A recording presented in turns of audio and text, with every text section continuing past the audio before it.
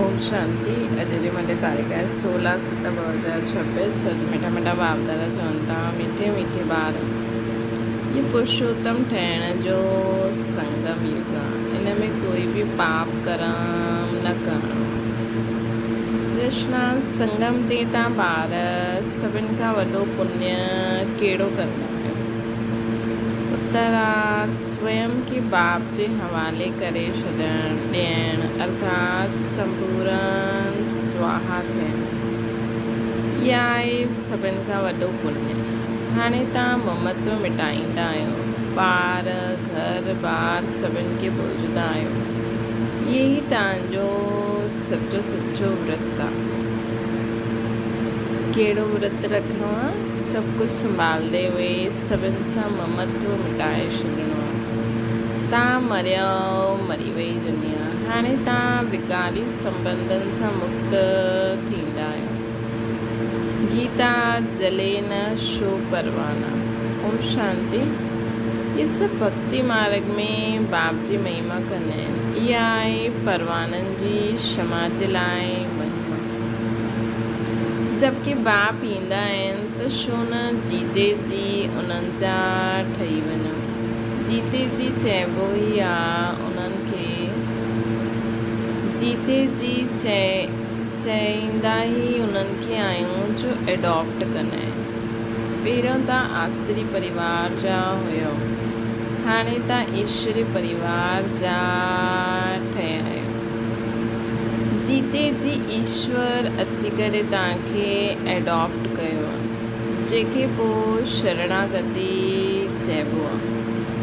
ॻाईंदा बि आहियूं, शरण पड़ी मैं तेरी। जीते जी ईश्वर तव्हांखे अची करे एडॉप्ट कंदा आहियूं, जंहिंखे पोइ शरणागति चइबो आहे।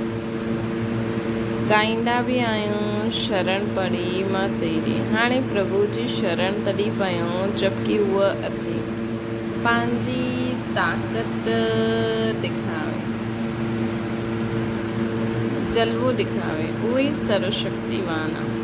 बराबरि हिननि में कशिश बि आहे न, सभु कुझु छुड़ाए ॾींदा आहिनि। बराबरि जो बाप जा ॿार ऐं बच्चियूं बच्चा ठाहींदा आहिनि, उहा आसरी संप्रदाय जे संबंध सां तंग थी वेंदा आहिनि। चईंदा आहिनि बाबा कॾहिं इहे संबंध छुटंदा। हिते इहे पुराणो संबंध भुलिजणो पवंदो आहे। आत्मा जॾहिं देह सां अलॻि थी वेंदी त बंधन ख़लास थी वेंदा। हिन समय तव्हां ॼाणंदा आहियो सभिनि जे लाइ मौत आहे ऐं इहे जो बंधन आहिनि इहे सभु विकारी आहिनि। हाणे ॿार निर्विकारी संबंध चाहींदा आहिनि। निर्विकारी संबंध में हुया, पोइ विकारी संबंध में अची पिया आहिनि। पोइ असांजो निर्विकारी संबंध हूंदो। इहे ॻाल्हियूं ॿियूं कंहिंजी ॿुधी में न ईंदियूं आहिनि। ॿार ॼाणंदा आहिनि असां आसरी बंधन खां मुक्त थियण जो पुरुषार्थ था करूं। हिकु बाप सां योग रखिबो आहे न, हुन तरफ़ इहा आहे, हुन तरफ़ हिकु आहे रावण, हिन तरफ़ आहे राम। इहे ॻाल्हियूं दुनिया न ॼाणंदी आहे। चईंदा बि आहिनि राम राज्य खपे, परंतु सॼी दुनिया रावण राज्य में आहे। इहे कोई समझदा न आहे। राम राज्य में त पवित्रता सुख शांती हुई न, हाणे उहा आहे न। परंतु जो चईंदा आहिनि उन्हनि खे महसूसु न कंदा आहिनि। ग़ाइबो बि आहे, इहे आत्मायूं सभु सीतायूं आहिनि। हिकु सीता जी ॻाल्हि न आहे, न हिकु अर्जुन आहे, न हिकु द्रौपदी आहे। इहे त अनेकनि जी ॻाल्हियूं आहिनि। दृष्टांत हिकु जो ॾिबो, तव्हांखे बि चइबो आहे न, तव्हां सभु अर्जुन मिसल आहियो। तव्हां चईंदा अर्जुन त हिकु भागीरथ थी वियो न। बाबा चईंदा आहिनि मां साधारण बूढ़े तन जो रथ, इहे रथ वठंदो आहे। उन्हनि पोइ चित्रनि में घोड़े गाड़ी ॾेखारियूं अथनि। इनखे चइबो आहे अज्ञान। बच्चे सम्झंदा आहिनि इहे शास्त्र आदि जो बि आहिनि सभु भक्ति मार्ग जा आहिनि। इहे ॻाल्हियूं कोई सम्झी न सघे। जबकि 70 रोज़ सम्झण जो कोर्स न करे। भक्ति अलॻि आहे, ज्ञान अलॻि। ज्ञान, भक्ति, वैराग्य। वास्तव में सन्यासियुनि जो वैराग्य कोई सचो न आहे। उहे त जंगल में वञी करे पोइ शहरनि में निवास करे वॾा वॾा मकान आदि ठाहींदा आहिनि। सिर्फ़ु चईंदा आहिनि असां घर बार छॾियो। तव्हांजो त सॼी पुराणी दुनिया सां वैराग्य आहे। यथार्थ ॻाल्हि इहा आहे, उहा आहे हद जी ॻाल्हियूं। हिन जे लाइ उन्हनि खे हठयोग, हद जो वैराग्य चइबो। तव्हां ॿार ॼाणदा आहियो इहा पुराणी दुनिया हाणे ख़त्म थियणी आहे, इन करे ज़रूरु हिन सां वैराग्य अचिणो खपे। बुद्धी बि चईंदी आहे नयो घर ठहींदो आहे त पुराणे खे तोड़बो आहे न। तव्हां ॼाणदा आहियो हाणे तयारी थिए थी। कलयुग खां पोइ सतयुग ज़रूरु ईंदो। हाणे इहो पुरुषोत्तम संगम युग आहे। कलयुग खां पोइ सतयुग ज़रूरु ईंदो। हाणे इहो पुरुषोत्तम संगम युग आहे। पुरुषोत्तम मास बि हूंदो आहे। तव्हांजो आहे पुरुषोत्तम युग। पुरुषोत्तम मास में दान पुण्य आदि कंदा आहियूं। तव्हां हिन पुरुषोत्तम युग में सर्वस्व स्वाहा करे छॾंदा आहियो। ॼाणदा इहे सॼी दुनिया ई स्वाहा थियणी आहे, त सॼी दुनिया खे सर्वस्व स्वाहा थियण जे पहिरियों असां पंहिंजे खे छो न स्वाहा करूं।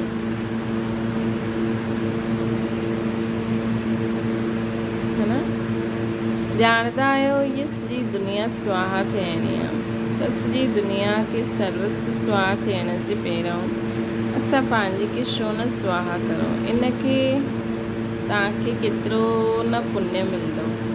इन जो तव्हांखे न केतिरो पुण्य मिलंदो। उहो आहे हद जो पुरुषोत्तम मास। इहा आहे बेहद जी ॻाल्हियूं। पुरुषोत्तम मास में ॾाढियूं कथायूं ॿुधंदा आहिनि, व्रत नियम रखंदा आहिनि। तव्हांजो त वॾो भारी व्रत आहे। तव्हांजे बल ॿार आहिनि, घर बार आदि सभु आहे, परंतु दिलि सां ममत्व मिटाइणो आहे। तव्हां मरियो, मरी वई दुनिया। तव्हां ॼाणदा इहे सभु ख़त्म थी वेंदा। असां बाप जा ठहिया आहियूं पुरुषोत्तम ठहिण लाइ। सर्व पुरुषनि में अर्थात मनुष्य में उत्तम पुरुष श्री लक्ष्मी नारायण साम्हूं बीठा आहिनि। इन्हनि सां उत्तम कोई बि मनुष्य न थी सघंदो आहे। लक्ष्मी नारायण विश्व जा मालिक हुया। तव्हां आया आहियो न पुरुषोत्तम ठहिण। हाणे मनुष्य मात्र सदगति खे पाईंदा आहिनि। मनुष्य जी आत्मा पुरुषोत्तम ठही वेंदी त पोइ उन्हनि जे रहण जो स्थान बि अहिड़ो उत्तम हुजणो खपे।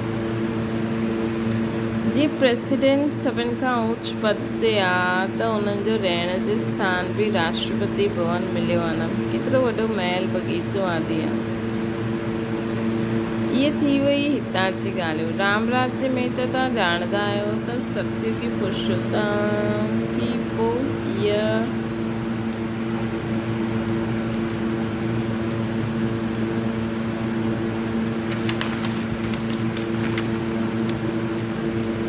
कलयुगी पुरुषोत्तम रहंदो ई न। इहा आहे सतयुगी पुरुषोत्तम ठहिण लाइ पुरुषार्थ था कनि। तव्हां ॼाणदा आहियो असांजे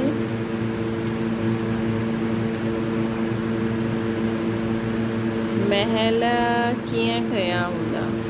कल्ह राम राज्य हूंदो त राम राज्य में पुरुषोत्तम हूंदा। तव्हां चैलेंज कंदा आहियो कि असां रावण राज्य खे बदिले राम राज्य जी स्थापना कंदासीं। हाणे चैलेंज कयो आहे त हिकु ॿ खे पुरुषोत्तम ठाहिणो आहे न। भविष्य 21 जन्मनि जे लाइ देवताउनि जी महिमा ॻाईंदा आहियो। सर्वगुण संपन्न, अहिंसा परमो देवी देवता धर्म। तव्हां ॼाणदा आहियो ॿियो कोई मनुष्य ॼाणंदो न आहे। तव्हां ॿिए जन्म में पुरुषोत्तम ठहींदा, पोइ हिन रावण राज्य जो कोई हूंदो ई न। हाणे तव्हांखे सॼो ज्ञान आहे। हाणे रावण राज्य ई ख़त्म थियणो आहे।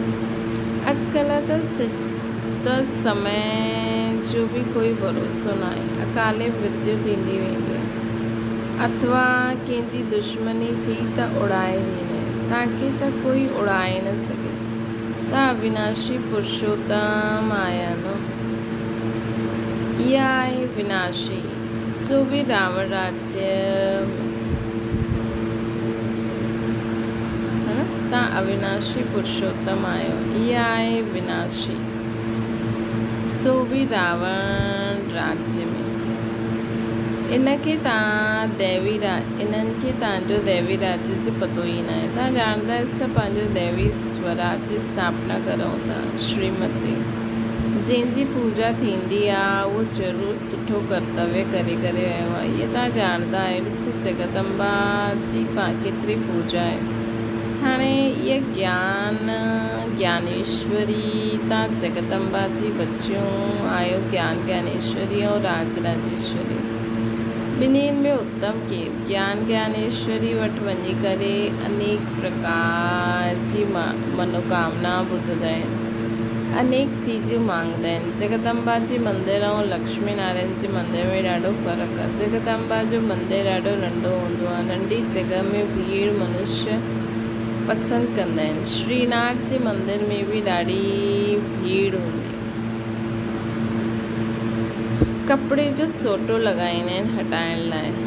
कलकत्ते में काली जो मंदिर केॾो नंढो हूंदो आहे। अंदरि में ॾाढो तेल ऐं पाणी रहंदो आहे। अंदरि ॾाढी ख़बरदारी सां वञिणो पवंदो आहे। ॾाढी भीड़ रहंदी आहे। लक्ष्मी नारायण जो मंदिर बि ॾाढो वॾो हूंदो आहे। जगदम्बा जो नंढो ग़रीब आहे न, त मंदिर बि ग़रीबी जो आहे। उहो साहूकार त मंदिर में कॾहिं मेलो न लॻंदो आहे। लक्ष्मी नारायण जगदम्बा जे मंदिर में मेलो लॻंदो आहे। ॿाहिरां खां ॾाढा माण्हू ईंदा आहिनि। महालक्ष्मी जो मंदिर बि आहे। इहे बि तव्हां ॼाणंदा आहियो। इन में लक्ष्मी बि आहे त नारायण बि आहे।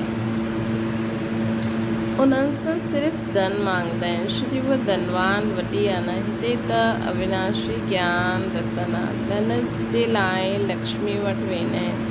बाक़ी अनेक आशायूं रखी जगदम्बा वटि वेंदा आहिनि। तव्हां जगदम्बा जा ॿार आहियो। सभिनि जी मनोकामना 21 जन्मनि जे लाइ तव्हां पूरी कंदा आहियो। हिकु ई महामंत्र सां सभु मनोकामनायूं 21 जन्मनि जे लाइ पूरी थींदी आहे। तव्हां जो बि मंत्र आदि ॾींदा आहियो उन्हनि में ॿिया जो बि मंत्र आदि ॾींदा आहिनि उनमें में अर्थ कुझु न हूंदा आहिनि। बाबा सम्झाईंदा आहिनि इहे मंत्र बि तव्हांखे छो ॾींदा आहिनि। श्री तव्हां पतित आहियो। मामेकम यादि कंदव तॾहिं पावन ठहींदव। इहे सवाइ बाप जे आत्माउनि खे कोई चई न सघे, है न। इहे सवाइ बाबा जे कि मामेकम यादि करो, आत्माउनि खे कोई चई न सघे। इन सां सिद्ध थींदो आहे इहे सहज राजयोग हिकु ई बाबा सिखलाईंदा आहिनि। मंत्र बि उहे ई ॾींदा आहिनि। 5000 वर्ष पहिरियों बि मंत्र ॾिनो हुयो न। इहा स्मृति आई। हाणे तव्हां सम्मुख वेठा आहियो। क्राइस्ट थी करे वियो, पोइ उन्हनि जो बाइबल पढ़ंदा रहंदा आहिनि। उहो छा करे वियो? धर्म जी स्थापना करे वियो। तव्हां ॼाणंदा आहियो शिव बाबा छा करे विया? श्री कृष्ण छा करे वियो? श्री कृष्ण त सतयुग जो प्रिंस हुयो। सो ही पोइ नारायण ठहियो। पोइ पुनर्जन्म वठंदा आया। शिव बाबा बि कुझु करे विया, तॾहिं त उन्हनि जी एतिरी पूजा आदि थींदी आहे न। हाणे तव्हां ॼाणंदा आहियो राजयोग सिखाए करे शिव बाबा विया हुया। भारत खे स्वर्ग ठाहे करे विया हुया। जंहिं स्वर्ग जो सभिनि जो पहिरियों नंबर मालिक ख़ुदि न ठहिया, श्री कृष्ण खे ठातनि। ज़रूरु श्री कृष्ण जी आत्मा पढ़ायो हूंदो। तव्हां सम्झी विया आहियो। श्री कृष्ण जी वंशावली तव्हां वेठा आहियो। राजा रानी खे माता पिता अन्नदाता ठाहींदा आहिनि, चईंदा आहिनि।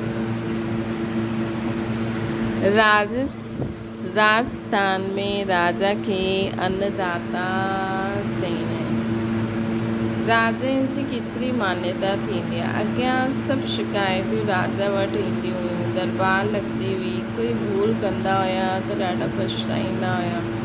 अॼुकल्ह त जेल बर्ड्स ॾाढा आहिनि, घड़ी घड़ी जेल में वेंदा आहिनि। हाणे तव्हां ॿारनि खे गर्भ जेल में बि न वञिणो आहे, तव्हांखे त गर्भ महल में वञिणो आहे। हिन करे भाउ खे यादि करो त विक्रम विनाश थिए, पोइ कॾहिं गर्भ जेल में न वेंदा। हुते पाप हूंदो ई न, सभु गर्भ महल में रहंदा आहिनि, सिर्फ़ु कम पुरुषार्थ जे कारण कम पद पाईंदा आहिनि। उच्च वारनि खे सुख बि ॾाढो रहंदो आहे। हिते त सिर्फ़ु 5 वर्ष जे लाइ गवर्नर प्रेसिडेंट मुक़ररु कंदा आहिनि। तव्हां सम्झाए सघंदा आहियो, भारत ई दैवी राजस्थान ठहियो आहे। हाणे त न राजस्थान आहे न राजा रानी आहे। अॻियां कोई गवर्नमेंट खे पैसा ॾींदा हुया त महाराजा महारानी जो टाइटल मिली वेंदो हुयो। हिते तव्हांजी त आहे पढ़ाई, राजा रानी कॾहिं पढ़ाई सां न ठहींदा आहिनि। तव्हांजी एम ऑब्जेक्ट आहे न पढ़ाई सां विश्व जो महाराजा महारानी ठहींदा आहिनि। राजा रानी बि न, राजा रानी जो टाइटल त्रेता सां शुरू थींदो आहे। तव्हां हाणे ज्ञान ज्ञानेश्वरी ठहींदा आहियो, पोइ राज राजेश्वरी ठहींदा। केरु ठाहींदो आहे? ईश्वर। कीअं? राजयोग ऐं ज्ञान सां। राजे जे लाइ बाबा खे यादि करिणो आहे। बाबा तव्हांखे स्वर्ग जो मालिक ठाहींदा आहिनि। इहो त ॾाढो सहज आहे। हेवन स्थापना करण वारो ई गॉड फादर आहे। हेवन में त हेवन जी स्थापना न कंदा न, ज़रूरु उन्हनि खे संगम ते ई पद मिलियो हूंदो। इन करे हिनखे सुहावनो कल्याणकारी संगम युग चइबो आहे। बाबा केतिरो ॿारनि जो कल्याण कंदा आहिनि, जो स्वर्ग जो मालिक ठाहींदा आहिनि। चईंदा बि आहिनि परम पिता परमात्मा नई दुनिया रचंदा आहिनि, परंतु उन्हनि में कोई राज्य कंदा आहिनि, इहे कंहिंखे पतो न आहे। तव्हां सम्झंदा आहियो राम राज्य कंहिंखे चइबो आहे? उन्हनि त राम राज्य खे लाखों वर्ष चई छॾियो आहे, कलयुग खे 40,000 वर्ष।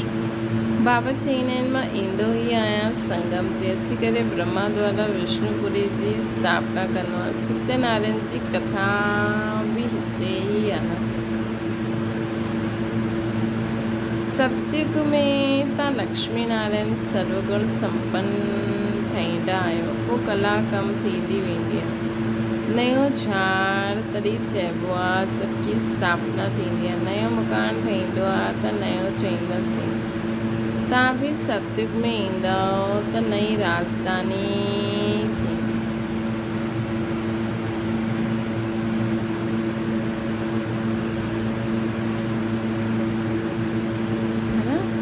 तव्हां बि सतयुग में ईंदव त नई राजधानी हूंदी, पोइ कला कम थींदी वेंदी। स्थापना हिते थींदी आहे। इहे वंडरफुल ॻाल्हियूं कोई जी बुद्धि में न आहे। त बाबा सम्झायो आहे कि सभी आत्माउनि जे लाइ युग पुरुषोत्तम ठहिण जो आहे। जीवन मुक्ति जो पुरुषोत्तम, जीवन मुक्ति खे पुरुषोत्तम चइबो आहे। जीवन बंद खे पुरुषोत्तम न चईंदासीं। हिन समय सभु जीवन बंद में आहिनि। बाबा अची करे सभिनि खे जीवन मुक्त ठाहींदा आहिनि। तव्हां अधु कलाक जीवन मुक्त हूंदव, पोइ जीवन बंदि। इहे तव्हां सम्झंदा आहियो। तव्हांजो विर्त नियम छा आहे? बाबा अची करे विर्त रखायो आहे। खान पान जी ॻाल्हि ई न आहे। खान पान जी ॻाल्हि ई न आहे हिते। बाबा अची करे विर्त रखायो। सभु कुझु करो, सिर्फ़ु हिकु बाप खे यादि करो, पवित्र ठहो। पुरुषोत्तम मास में ॾाढो करे करे पवित्र बि रहंदा हूंदा। वास्तव में न पुरुषोत्तम युग जो मान आहे। युग जो मान आहे त तव्हांखे केतिरी ख़ुशी, केतिरो नशो हुजणो खपे। हाणे तव्हां सां कोई पाप कर्म न थियणो खपे, छो जो तव्हां पुरुषोत्तम ठहींदा आहियो न। त असां सां कोई बि पाप कर्म न थियणो खपे, छो जो असां पुरुषोत्तम ठहींदा आहियूं। अच्छा, मीठी मीठी सिकिल ते ॿारनि प्रति माता पिता बाप दादा जो यादि प्यार ऐं गुड मॉर्निंग। रूहानी बाप जी सभिनि रूहानी ॿारनि खे नमस्ते। असांजी बि रूहानी माता पिता बाप दादा खे यादि प्यार गुड मॉर्निंग और नमस्ते।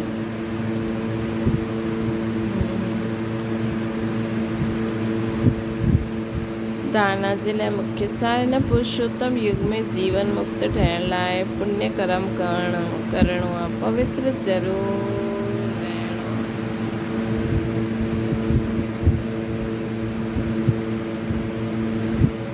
घर बार आदि सभु हूंदे हुए दिलि सां ममत्व मिटाए रहणो आहे।